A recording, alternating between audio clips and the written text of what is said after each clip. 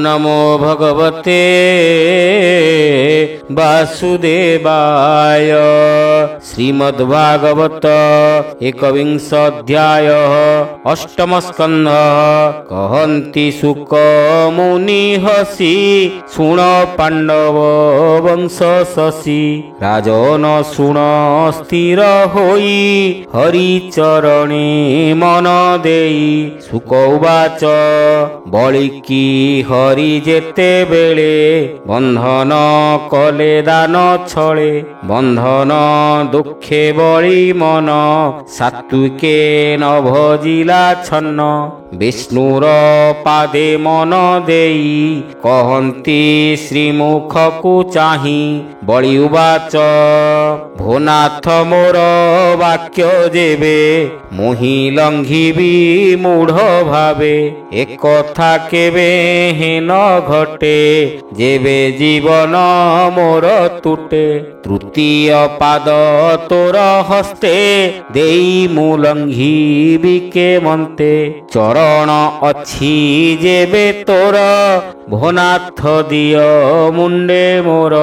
नरके मोर भय नाही पाशबंधन न डरई। तोर निग्रहे नाही भय असाधु बादे मोर भय।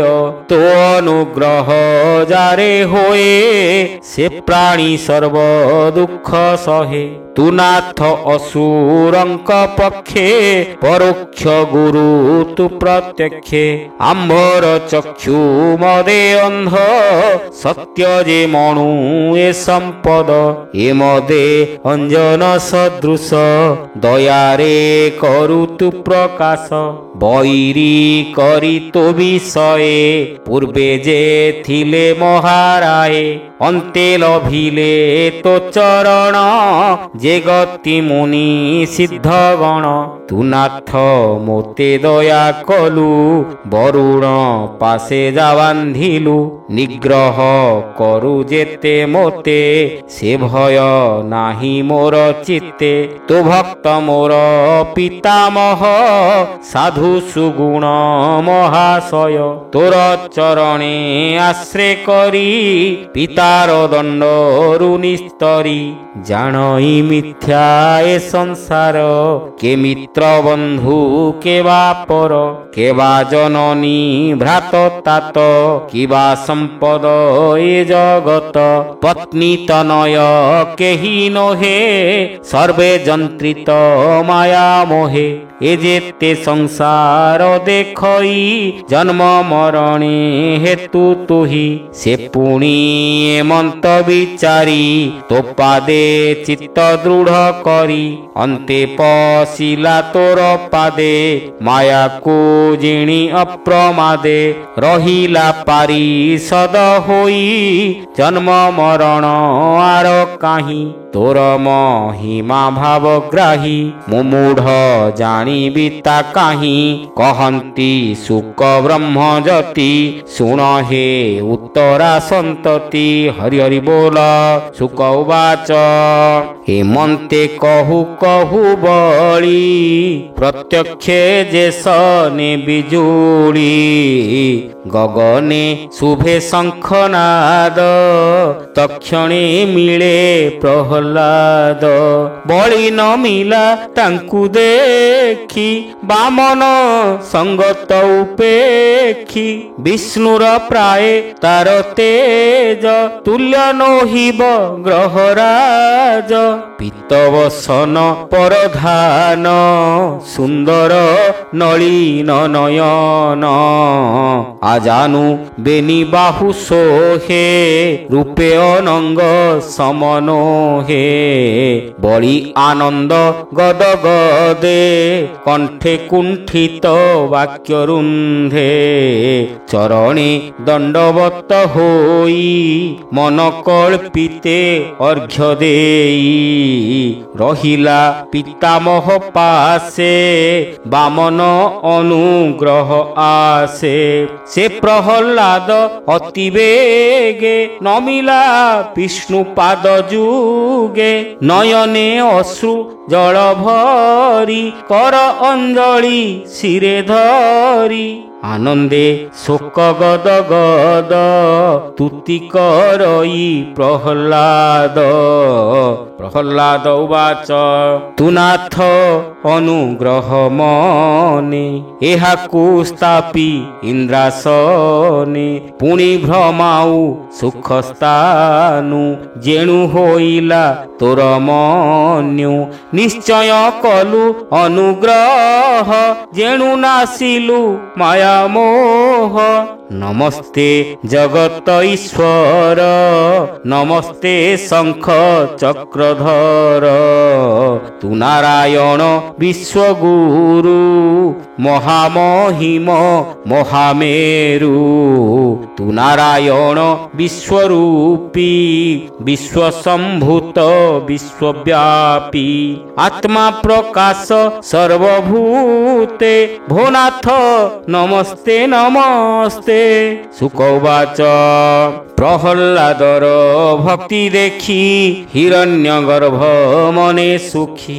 ବେଗେ ନମିଲେ ବିଷ୍ଣୁ ପାଦେ ଚତୁର ମୁଖେ ବେଦନାଦେ।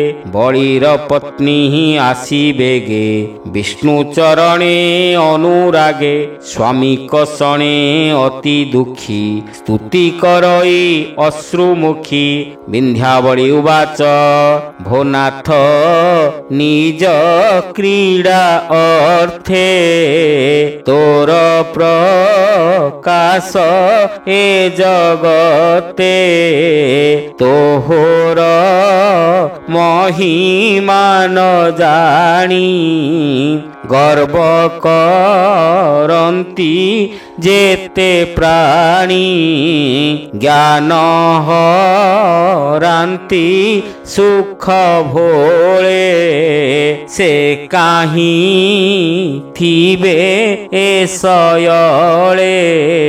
ତୋ ପାଦ ସର୍ବ ସୁଖ ଘର ଆମ୍ଭଙ୍କୁ ଅନୁଗ୍ରହ କର।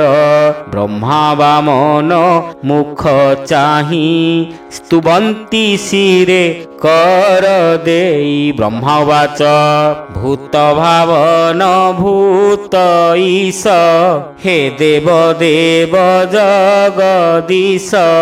ଏହାକୁ ନିଗ୍ରହ ତୁ କଲୁ ସକଳ ସମ୍ପଦ ହରିଲୁ। ସର୍ବ ସମ୍ପଦ ଦେଇ ତୋତେ ଭ୍ରାନ୍ତି ନ କଲା କିଛି ଚିତେ। ନିର୍ମଳ ଚିତେ ତୋର ପାଦେ ଅର୍ଘ୍ୟ ନିବେଶୀ ଅପ୍ରମାଦେ। ତ୍ରିଲୋକ ଦାନ ତୋତେ ଦେଲା ଚିତେ ବିଷାଦନ ଚିନ୍ତିଲା। ତୁ ନାଥ ସବୁ ସର୍ବଭୂତେ ଏହାକୁ ବାନ୍ଧିଲୁ କେମନ୍ତେ। ତୁ ନାଥ ସର୍ବଚିତ ଜାଣୁ କେ ତୋର ମହିମା ବଖାଣୁ। ଶୁକ ଉବାଚ ବ୍ରହ୍ମା ବଚନ ଶୁଣି ହରି ବଳିକି ଚିତେ ଦୟା କରି। ବୋଲନ୍ତି ପ୍ରଭୁ ଭଗବାନ ବିଧାତା ଶୁଣ ମୋ ବଚନ। ଭଗବାନ ବାଚ ମୁଁ ଯାକୁ ଅନୁଗ୍ରହ ବହି ତା ସର୍ବ ସମ୍ପଦ ହରଇ। ଯେ ଅର୍ଥ ମଦେ ମତ ହୋଇ ପର ଅପର ନ ଜାଣଇ। ମୁଁ ଯେ ବସଇ ସର୍ବଭୂତେ ମୋତେ ନ ଜାଣେ ଗର୍ବ ଚିତେ।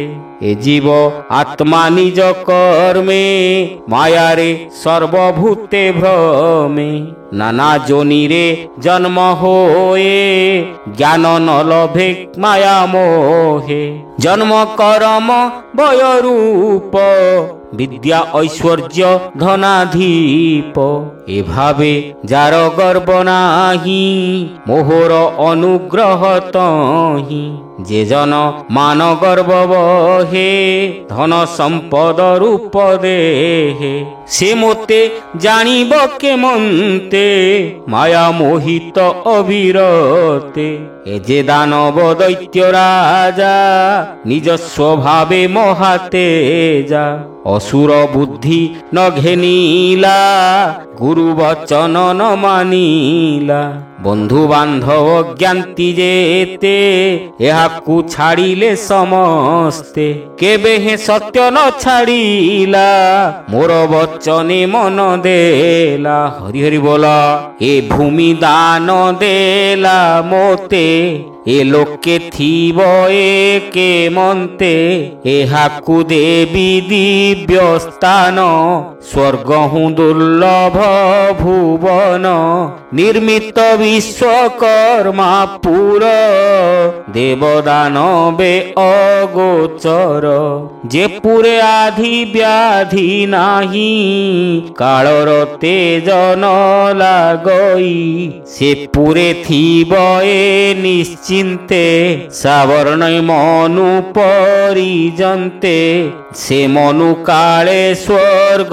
पुरे बसिब मर शरीरे इंद्र होइब स्वर्ग देशे मुए बेथिबी एहा पासे निश्चिंते थाऊ ए सुतले दारात नय ज्ञाति मेले धन ही थीब अप्रमित शत्रु नोहिब उपगत सुदर्शनता अग्रते आवरी थीब अविरते दैत्य दानवतार संगे निरते थीबे मन रंगे मुहि जे करे गदाधरी थीबई ता पुर आवरी निरते देखुथिब मोते थीबी मु एहार अग्रते एमंत कही भगवान फेड़िले बळीर बंधन से हरि चरण पंकजे ब्राह्मण जगन्नाथ भजे हरि हरि बोला इति श्रीमद्भागवते महापुराणे पारमहंस्यां संहितायां अष्टमस्कन्धे वामन प्रादुर्भावे बलिवामन संवादो नाम एकविंश अध्यायः।